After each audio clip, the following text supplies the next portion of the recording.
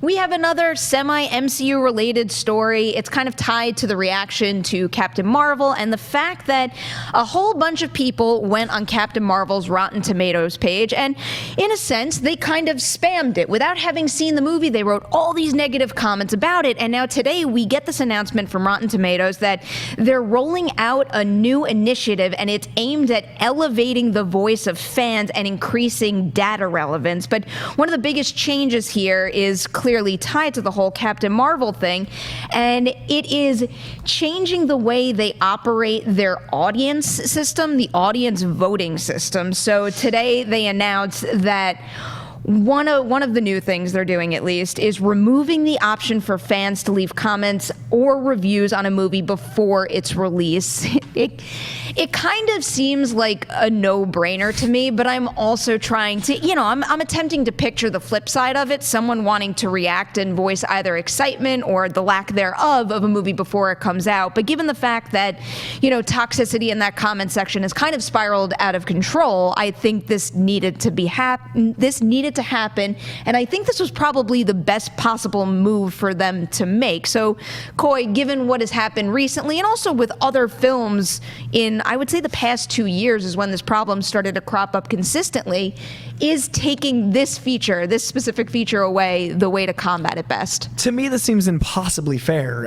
Press is embargoed. Everyone is embargoed. Why would you not have that for the largest site of movie just flash perspective? People use Rotten Tomatoes scores as litmus tests for whether or not they're going to see a movie, so why wouldn't you have that barometer for the everyday civilian? Like, we're told we can't say things. Why would a fan that has or hasn't seen something be able to say something? Like, it's very specific, and the anonymity of the internet makes it really hard, because like Jedbob674 can write whatever he wants to, and then we say it online and we're accountable because we're on video. People know us, people know our Twitters, those blue check marks, they count for something. Whereas the fan side, it's great to build up hype, it's great to build up awareness, all of those things, but there's no way to prove they saw the movie. Whether you love a movie or hate it, it's not fair to be speaking on it if you haven't seen it. And I think Captain Marvel's really coming to a head because there's been so much toxicity around this fandom in particular, and the nerd fandoms, like the Star Wars fandoms and certain things, there's an animosity towards the other side that isn't always warranted, and taking it out on a movie, especially if you haven't seen it, isn't fair, and this negates that ever being an option, in my opinion. So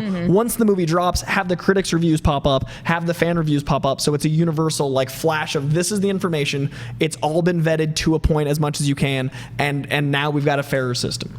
All right. That's a tough act to follow. I thought Coy just nailed it. He was very eloquent about the whole thing. I think that Rotten Tomatoes really had no choice. They had to do something.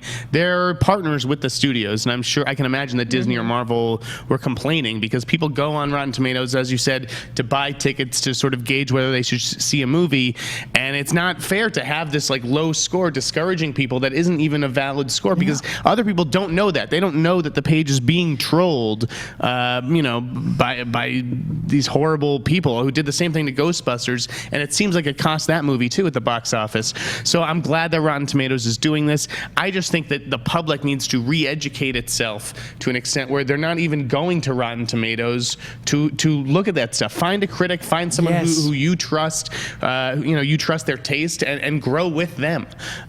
Because I don't like boiling it down to a score either, and if I did, I prefer Metacritic to Rotten Tomatoes. I don't like boiling it down to a score either, but it seems like a losing battle there with, the population at large. And I totally understand why, because if you are maybe thinking about spending money on going to see a movie right this second, and you need just the quickest reasoning to decide between, let's say, two of them, seeing that score is super helpful. It's just more so than anything, I encourage people to look at the fact that that score is one thing, but when you look at the average score for all of the critics, that is a much more valuable thing, because you could have a movie at, let's say, a 99% where everybody said it was just a 6 out of 10, but you're looking at that 99 maybe thinking it's a masterpiece. So looking at the average, I think, is super helpful. Critic scores are one thing, but user scores to me are semi-useless. I mean, you go on IMDb and these user scores have like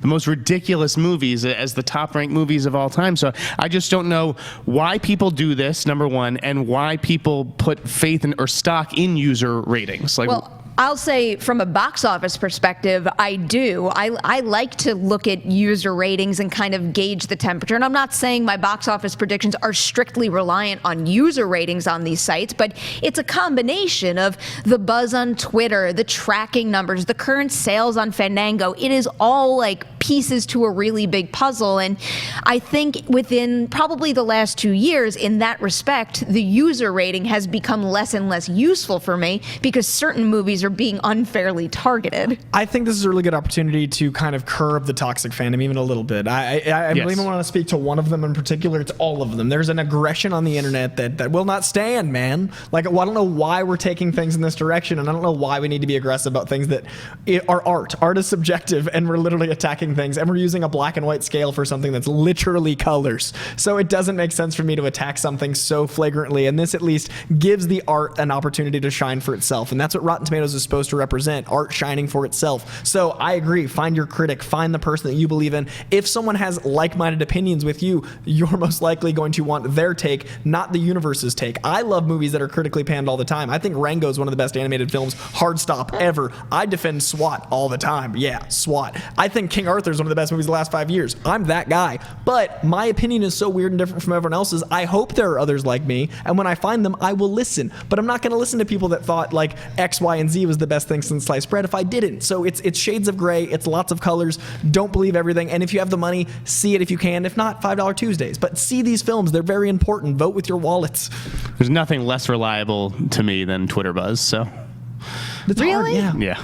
No, I don't even believe you guys. Sorry, You're like, you guys will go see Captain Marvel, and I'll be like, yeah, I've heard that a zillion times before. all right. I'll make up my own mind. I can't vouch for every single tweet that comes out of a first screening quite like that, but I mean, for what it's worth, I would never say anything in any of those tweets that I couldn't stand by on a subsequent viewing and in a full review, ever. But that's an integrity that's very unique. You know what I mean? Like, I like to stand by that, and when I put something in writing, I know it's in writing, and I consider Twitter in writing. That's the same as a quill. Absolutely. You know what I mean? It's done. It's forever. So to me, that's the way I do it. But there's also people like, do you guys know Ben Meckler? He's hilarious. Ben's a great writer. He sneaks in lines of absurd dialogue into his reviews, and they make it to press because that's how little people actually read the review. So there's no system that's going to work completely, but at least having a system that can quiet the aggression is a start. Well, it's almost like there shouldn't be a system that works completely because art is subjective, and as you just said, we all have varying